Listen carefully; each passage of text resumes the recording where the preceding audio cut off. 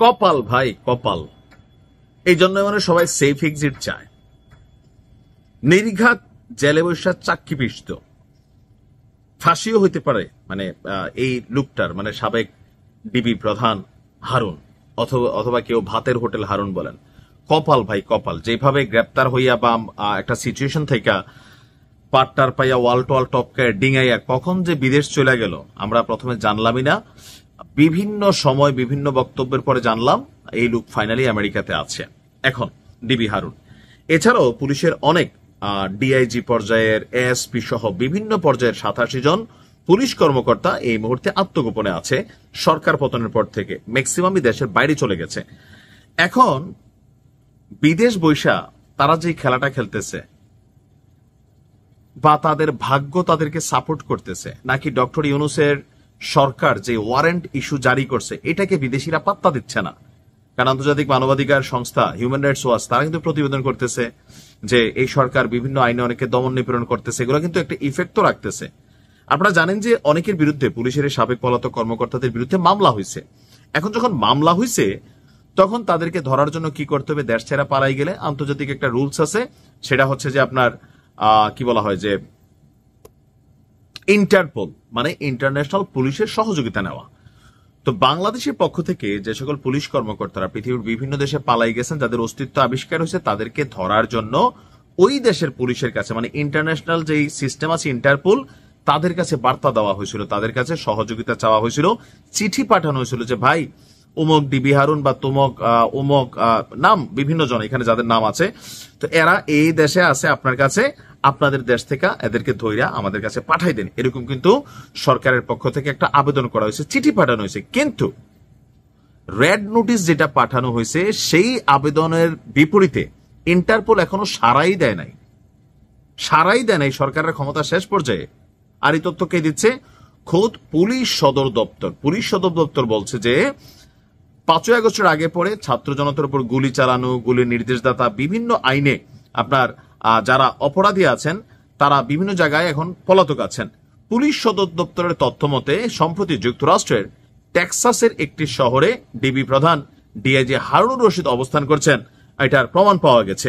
এছাড়া অতিরিক্ত আইজিপি মইনুল ইসলাম ছাড়াও মইনুল ইসলামও এখন বর্তমানে আমেরিকাতে অবস্থান করছেন। আর ঢাকা মহানগর পুলিশের ডিএমপি সাবেক কমিশনার হাবিবুর রহমান, তিনি আছেন যুক্তরাজ্যে। প্রলয় কুমার জোয়ারদার, সৈয়দ নুরুল ইসলাম ভারতে আছেন। তাদের বিরুদ্ধে একাধিক মামলা আছে। তাদেরকে আটকের জন্য রেড নোটিশের আবেদন করা হলেও ইন্টারপোল সে আবেদনে তারা কোনো সাড়া দিচ্ছে না। এ বিষয়ে গণমাধ্যমকে পুলিশের এআইজি শাহাদাত বলছেন যে আমাদের দেশে যে অপরাধ করেছে তা তাদের দেশে হয়তো অপরাধ হিসেবে গণ্য নয়। মানে কি এই কথাটা যে উনি বলছেন আমি নিজেও জানি না, যে তাদের বিরুদ্ধে তো গুলি চালানোর নির্দেশ, মার্ডারের মানে মামলা, এগুলো তো হত্যা মামলা হয়েছে। তো হত্যা মামলা তো ওয়ার্ল্ড ওয়াইড হত্যা মামলাই। যেটা হইতে পারে যে আমাদের দেশে মামলা যে ভুয়া মামলা হয়, আমাদের দেশে যে ক্ষমতা থেকে সরে গেলে মন মতো আদালতরে ব্যবহার করে, পুলিশরে ব্যবহার করে মিথ্যা ভুয়া মামলা বাণিজ্য চলে, এইটা মনে হয় বিদেশিরা জানা গেছে যে এই দেশে রাজনৈতিক সরকারের পতন হলে যত মামলা হবে সব ভুয়া। তো সুতরাং এইসব মামলার বিপরীতে কেউ আমাদের দেশে আসলে তাকে গ্রেপ্তার করে পাঠানো উচিত না। বিষয়টা কি এরকম? শাহাদাত ভাই যেটা বলছেন এখানে ওয়ার্ডগত ভুল হয়েছে, নয়তো পত্রিকার প্রতিবেদনের ওয়ার্ড ভুল আছে। আমি যেখান থেকে বলছি আর টিভিতে নিউজটা আসছে যে আমাদের দেশে যে অপরাধ করছে তা তাদের দেশে হয়তো অপরাধ নয়। এখন আমার কাছে এটা মনে হয় নাই অপরাধ যেটা ইন্টারন্যাশনালি মার্ডার বা বিভিন্ন ইন্টারন্যাশনাল এগুলো মামলা। তো সেই ক্ষেত্রে যেটা হইতে পারে যে ওইসব দেশ মনে করতেছে বাংলাদেশে এখন যে সকল মামলাগুলা এরকম বড় বড় মানুষদের নামে হচ্ছে, এই মামলাগুলো ভুয়া অথবা উদ্দেশ্য প্রণোদিত অথবা রাজনৈতিক হ্যারাসমেন্টের মামলা, যার কারণে এগুলোকে তারা আমলে নিচ্ছে না। তিনি আবার বলছেন যে কেউ কেউ রাজনৈতিক আশ্রয় পেয়ে থাকতে পারে, সেক্ষেত্রে মানবাধিকার বিষয়টি বিবেচনা নেওয়া হয়। ইন্টারপোল তখন সংশ্লিষ্ট দেশকে বিষয়টি জানালেও পরে আইনি এবং রাজনৈতিক জটিলতায়। তো আমাদের পুলিশ বলছেন যে এই জন্য বাংলাদেশ পুলিশের পক্ষ থেকে আবেদন করলেও রেড নোটিশ জারি হয় না। তাই রেড নোটিশের মাধ্যমে আসামি আনা অনেক ক্ষেত্রেই রাষ্ট্রের জন্য চ্যালেঞ্জ হয়ে দাঁড়ায়। তার মানে এখন যে অবস্থানটা, এটা নিয়ে তো ডক্টর ইউনূস সহ যে সরকারে যারা আছে তাদের ঘুম হারাম। কারণ এই সরকারকে অলরেডি মুনাফেক ডাকা শুরু করছে, এই সরকারকে ঠাপানোর চিন্তা করতেছে কেউ কেউ। ক্ষমতা থেকে সরে গেলে আর্মি পুলিশ পাহারায় না থাকলে দৌড়ে দৌড়ে রাস্তায় ন্যাঙ্গা করে করে মারবে, এরকম কিন্তু বক্তব্য দেখেন উপদেষ্টাদের নিয়ে। প্রধান উপদেষ্টা নিয়েও কিন্তু মন্তব্য আছে না? আপনি দেখছেন যে পিনাকিদা কি ভাষায় কথা বলে, ইলিয়াস ভাই কি ভাষায় কথা বলে, বিপিনুর কোন ভাষায় কথা বলে, অনেকে নিয়া। তো তাহলে এই যদি হয় পরিস্থিতি, তাদের যদি বিচারটাই করতে না পারে, তাদেরকে দেশে একজন সাধারণ পুলিশের একজন লোককে আনতে না পারে, শেখ হাসিনারে আনার যে স্বপ্ন, বা ভারতীয় দেখছি আমরা যে চিঠি দিচ্ছে, সেই চিঠির বিপরীতে ভারত এত বছর সারাই দেয় নাই, বা সরকারের পক্ষ থেকে রিটার্ন চিঠিও জানে, এরকম তথ্য কিন্তু গণমাধ্যমে আসতেছে।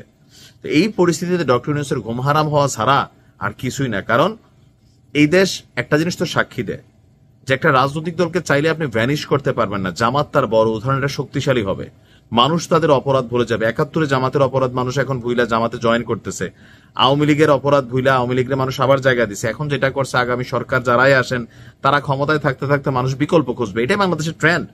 তো সেই ক্ষেত্রে আওয়ামী লীগ আজ হোক কাল হোক তারা ফিরে আসবে। ফিরে আসলে এই যে উপদেষ্টা যারা এই মামলার আসামি বিভিন্নভাবে করতেছেন, যদি মামলাগুলো সঠিক না হয়ে থাকে, তাহলে আপনাদের অবস্থান কি হবে আমি জানি না। তবে ভুয়া মামলা করা উচিত না।